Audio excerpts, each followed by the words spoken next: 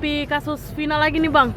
Kemarin kemunculan Peggy baru Cianjur. Oke, kasus Vina sebaiknya jaksa jangan melimpahkan berkasnya ke pengadilan negeri. Sebaiknya jaksa mengembalikan berkasnya berulang-ulang bila perlu.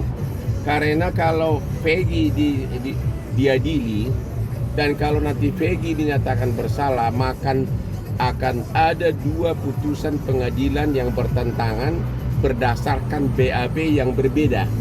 Tahun 2016 disebutkan pelakunya 11, tapi tahun 2024 di BAP disebutkan dua dari 11 ini, yaitu yang DPO dinyatakan fiktif.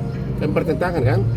Pertentangan yang kedua tahun 2016 disebutkan bahwa Peggy ini adalah pelaku kata para saksi, tapi di BAP 2024 5 dari pelaku menyatakan bahwa Peggy bukan pelaku. Di tahun 2016 disebutkan tidak ada pelaku yang fiktif, tapi sekarang ada fiktif. Di tahun 2016 disebutkan dua DPO inilah yang mengantarkan mayatnya ke flyover ikut memerkosa, tapi 2024 disebutkan fiktif. Jadi kalau kasus Peggy diadili akan menimbulkan semakin buram, semakin pertentangan kasus. Jadi mendingan kejaksaan meminta agar tahun kasus 2016 disidik ulang, diperiksa, bahkan kami minta agar dibentuk tim pencari fakta untuk mencari sebenarnya apa kejadiannya. Bahwa Peggy pengadilan bukan membuat persoalan menjadi jelas, malah akan menimbulkan putusan pengadilan yang saling bertentangan nanti, menimbulkan ketidakpuasan di masyarakat.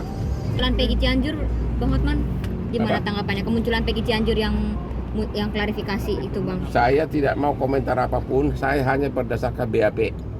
BAP menyatakan 5 terpidana mengatakan bukan Peggy pelakunya, hanya 1 yang mengatakan.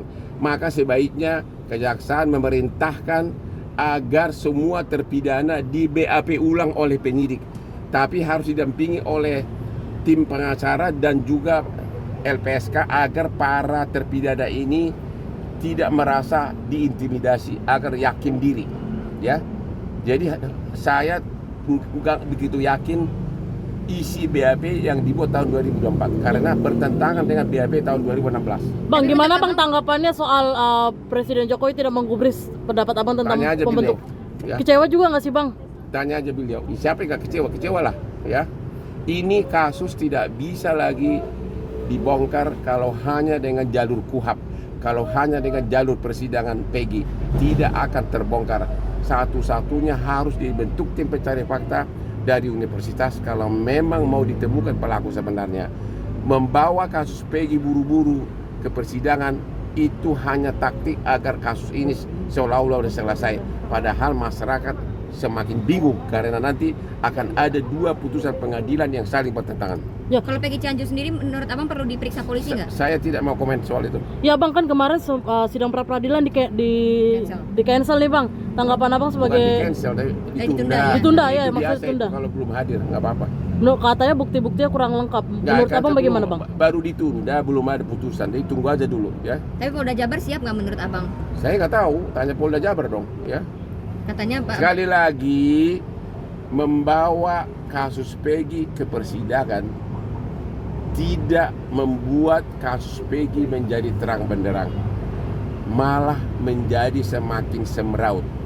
Karena kalau kasus Peggy dibawa ke persidangan berarti akan ada 2 berkas BAP yang saling bertentangan, yaitu BAP tahun 2016 dan BAP tahun 2024.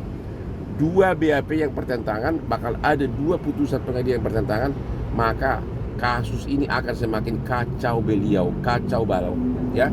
Jadi saya mohon kepada kejaksaan agar jangan begitu saja menerima pelimpahan berkas perkara dari penyidik.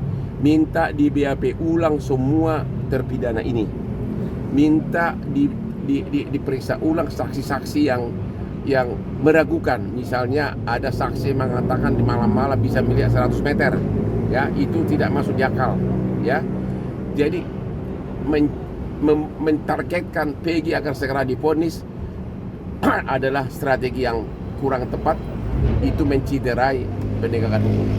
Bang tadi kan abang bilang 5 dari 7 terdakwa mengakui tidak mengenal Peggy yang tertangkap Bukan. sekarang. 5 dari terpidana di dalam BAP 2024 menyatakan bukan Peggy pelakunya. Ya, anggap 1 mengatakan Peggy pelakunya, jadi 5 lawan 1. Bang, anggap Bang kalau memang benar salah tangkap.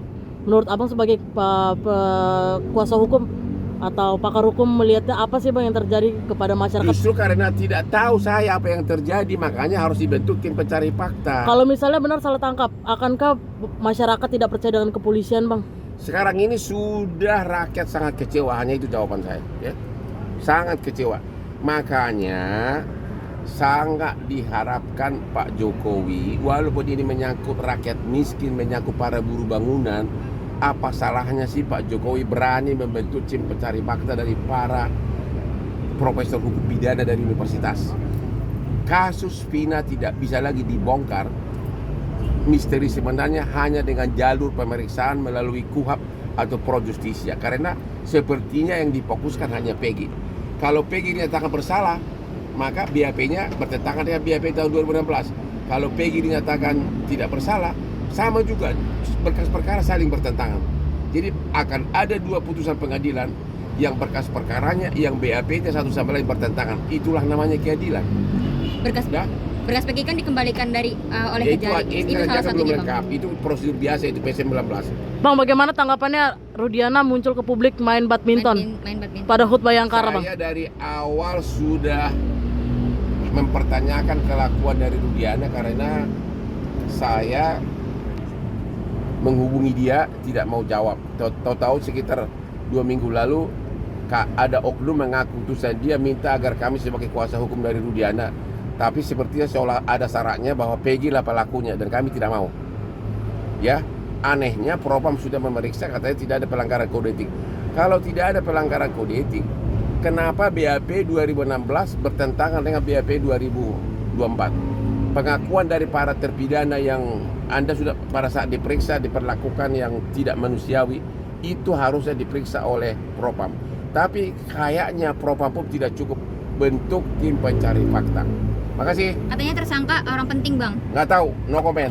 Yuk, ya. Jadi jangan lupa untuk subscribe Cumi Cumi. Ditekan ya tombol lonceng merahnya.